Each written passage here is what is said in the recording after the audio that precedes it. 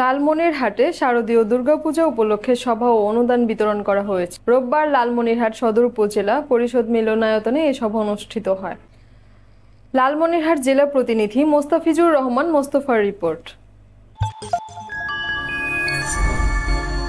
সদর উপজেলা নির্বাহী কর্মকর্তা জান্নাত আরা ফেরদৌসের সভাপতিত্বে অনুষ্ঠিত এই সভায় প্রধান অতিথি হিসেবে উপস্থিত ছিলেন লালমনিরহাট জেলা বিএনপির সভাপতি ও নির্বাহী কমিটির সাংগঠনিক সম্পাদক অধ্যক্ষ আসাদুল হাবিব দুলু।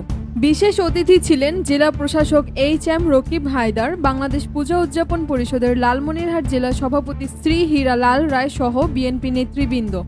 এ সময় পূজা উদযাপনে সরকারি সহায়তা প্রদান করা হয় এবং নির্বিঘ্নে পূজা উদযাপন করার আহ্বান জানানো হয়। এতে সদর উপজেলার সকল মন্দিরের পূজা আয়োজক কমিটির সদস্যরা উপস্থিত ছিলেন। আমরা একটা গণতান্ত্রিক বাংলাদেশ করতে চাই, আমরা একটা বৈষম্যহীন বাংলাদেশ করতে চাই, আমরা একটা দুর্নীতিমুক্ত বাংলাদেশ করতে চাই, যে বাংলাদেশের জন্য সাম্প্রতিক সময় বাংলাদেশের ছাত্র জনতা রক্ত দিয়ে চাষ করতে চাই। আমরা একটা দুর্নীতিমুক্ত বাংলাদেশ করতে চাই, যে বাংলাদেশ। তারপরে ছিল উত্তম কুমার রায় সভাপতি, শেরপাড়া কালীরপাড় সার্বজনীন।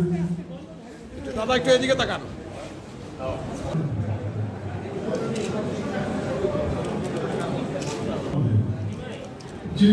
বঙ্কিমচন্দ্র দাস বসবাস করে থাকি, একই প্রতিষ্ঠানে আমরা চাকরি করে থাকি, একই প্রতিষ্ঠানে ব্যবসা বাণিজ্য করে থাকি।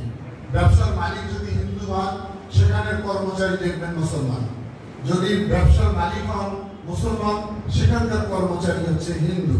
আমরা একই চায়ের দোকানে বসে চা খাই, আড্ডা দিই, গল্প করি, একই বিয়ের অনুষ্ঠানে আমরা